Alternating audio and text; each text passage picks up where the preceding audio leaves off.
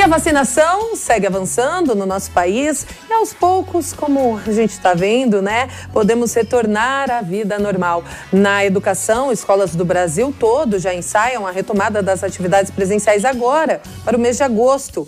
E quem está conosco para discutir sobre este tema é o consultor educacional Tomás Veloso. Boa tarde, Tomás. É Tomás ou Thomas? Seja bem-vindo.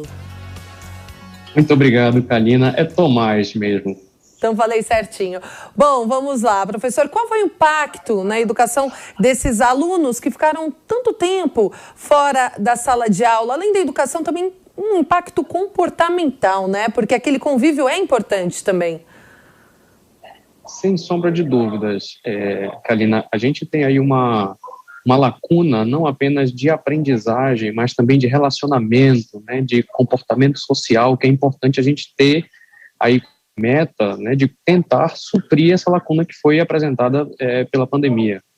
O Brasil é um país que, na sua grande maioria, tem um ensino público como aquele que atende a população, a maior parte da população brasileira, e esse ensino ele foi muito deficiente durante a pandemia, né, dado que os contextos locais e específicos de cada município ou de cada estado não favoreceram para que esse ensino remoto, que foi amplamente difundido e percorrido pelas redes de ensino ao longo de 2020 e 2021 também, pudesse ser efetivamente eficaz, né? Então, a gente tem aí um desafio muito grande nesse retorno, não apenas pelo retorno em si, mas também para recuperar essas aprendizagens, esse convívio social, esse calor humano que o brasileiro tanto gosta de transmitir um para o outro.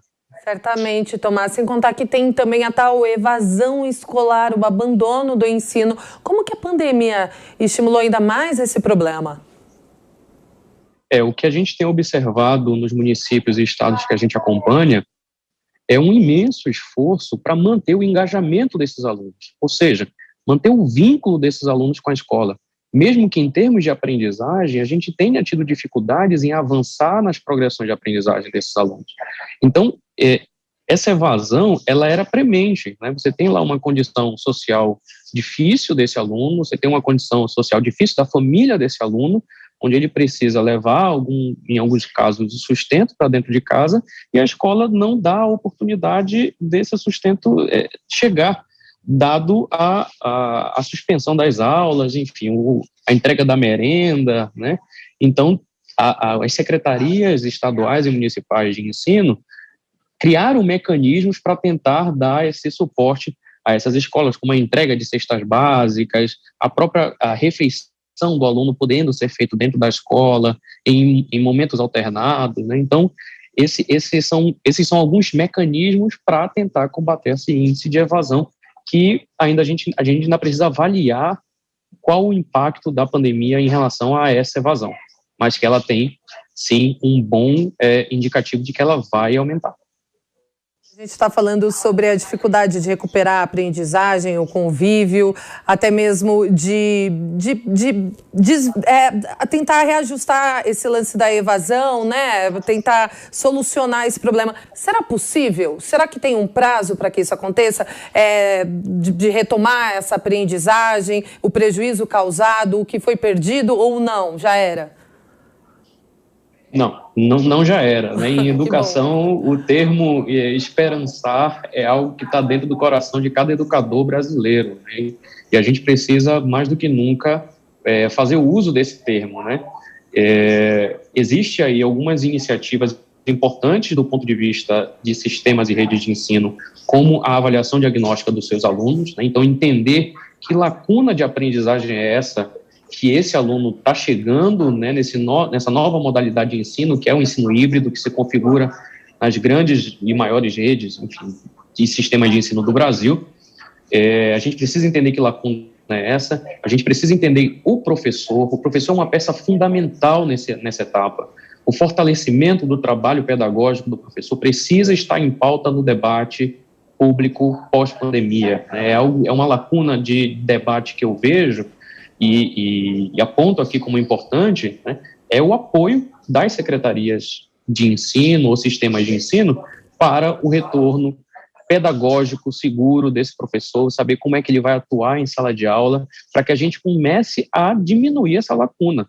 A gente sabe que ela vai existir, mas a gente ainda não sabe que lacunas são essas, em quais aprendizagens, em quais competências os meus alunos não conseguiram se desenvolver. Então, dado uma avaliação diagnóstica, a gente consegue traçar esse perfil e aí é muito importante que a gente tenha metas, estipule metas, que cumpra prazos, que a gente tenha condições de cumprir essas metas, esses prazos. Então, a gente tem um planejamento estratégico, eu diria, fundamental para que a gente não perdure essa lacuna de aprendizagem por muitos anos, como é o cenário dos pessimistas, digamos assim, em educação, quando se fala na educação pós-pandemia. O senhor fala sobre o preparo dos professores e sobre a imunização do corpo docente, Tomás. Você acredita que para voltar às aulas seria ideal que todos os professores estivessem vacinados? Kalina, o ideal, na verdade, é que toda a população estivesse vacinada, né? Esse é o melhor dos cenários possíveis diante de uma nação, né? Eu acho que a gente precisa ter isso muito claro, né? Dado que nós não conseguimos isso em tempo hábil ou por toda a circunstância geopolítica que a própria pandemia nos trouxe, é interessante que a gente comece a pensar, então, Tomás, os professores em si, a classe, ela precisa ser vacinada? Eu acredito que sim, mas não apenas os professores. A escola não é feita apenas de professores. A escola é feita de professores, de alunos, de diretores, de coordenadores, de serviços gerais, de merendeiras, de visitas técnicas da secretaria à escola. Então, existe aí uma gama de profissionais que a gente precisa atentar sobre essa questão da vacinação. Então, a vacinação do professor, ela é uma etapa, né? Mas não é a única etapa. Então, a gente precisa compreender esse ecossistema para poder ter um retorno seguro das salas de aula, né? Para as salas de aula, né? Acho que é importante a gente ter isso em mente. É isso, conversamos então com o consultor educacional, Tomás Veloso. Tomás, brigadão, ótima tarde para você, seja sempre bem-vindo ao Jovem Pan Agora.